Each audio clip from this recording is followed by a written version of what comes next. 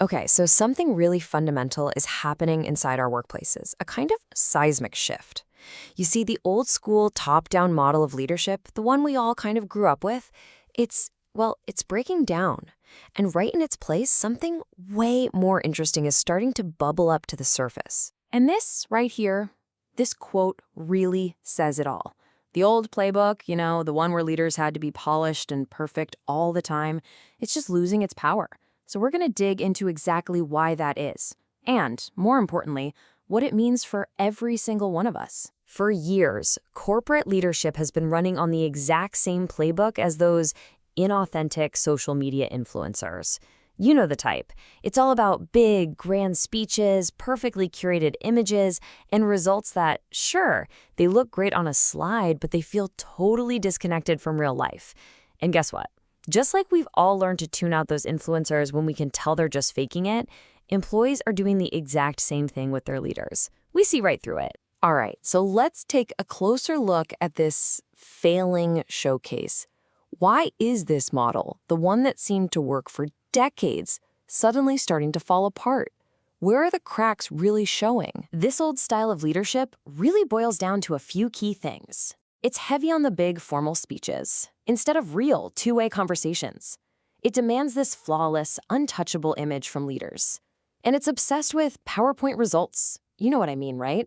Those metrics that look fantastic in a presentation, but have almost no connection to what's actually happening on the ground. And the result of all that? You get a leader who seems completely out of touch with the real problems their team is dealing with every single day. Now, let's be super clear here. The problem isn't influence itself. Influence is absolutely crucial. The real issue is how you build it. Think about it in your own life. We don't really trust those super polished, expensive ad campaigns anymore, do we?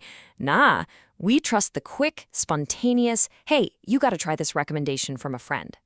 That exact same shift from polish to pure authenticity is what's happening inside our companies right now. So if that old showcase leadership model is on its way out, what's actually replacing it? Well, this is where it gets exciting.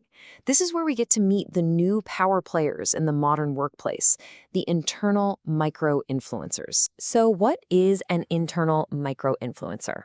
Simply put, it's someone whose influence comes from trust and legitimacy among their peers. It has nothing to do with their official title or where they sit on the org chart. Their power is earned. It's not given. It's totally organic. And here's the thing, you already know exactly who these people are. They're those amazing middle managers who somehow balance all the pressure from above while still supporting their team. They're the peers that everyone just naturally listens to, even though they have no formal authority. They're the ones brave enough to translate the confusing corporate speak, the person who's the glue holding the team together, and the expert who actually gets what the clients need. They're everywhere. But what do these micro-influencers really do? Why are they the true engines of change in a company?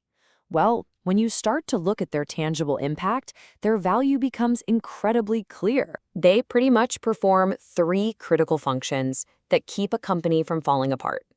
First, they translate. They take that vague, high-level corporate strategy and turn it into concrete actions the team can actually get done. Second, they calibrate. They're like the emotional thermostat for the team, navigating tense situations and keeping everyone on an even keel. And finally, they elevate.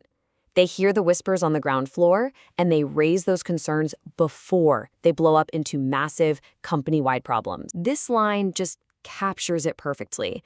They're not the ones in the spotlight. They aren't trying to shine or give the big keynote address, but quietly, effectively, they are the ones who are actually moving things forward. They are the real engines. So this is the big takeaway. This is the new reality. Leadership isn't going away, not at all. It's being democratized. It's not something you just inherit when you get a fancy new title anymore. It's something you have to earn, day in and day out, through genuine connection and real action. And that brings us to the final and maybe the most important question.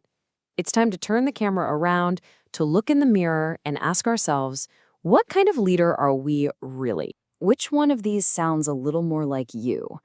Does your influence come from just showing up for the official announcements? Or is it built down in the trenches, in those small, real, informal conversations that happen every single day? So here's a question to ask yourself, honestly. Are you just kind of waiting around for a promotion, for someone to officially recognize you as a leader with a title? Or are you already in the game, already influencing, already making a difference right where the real work actually gets done? I'll leave you with this one last thought. Take a really good look around your own company. Forget the org chart for a second.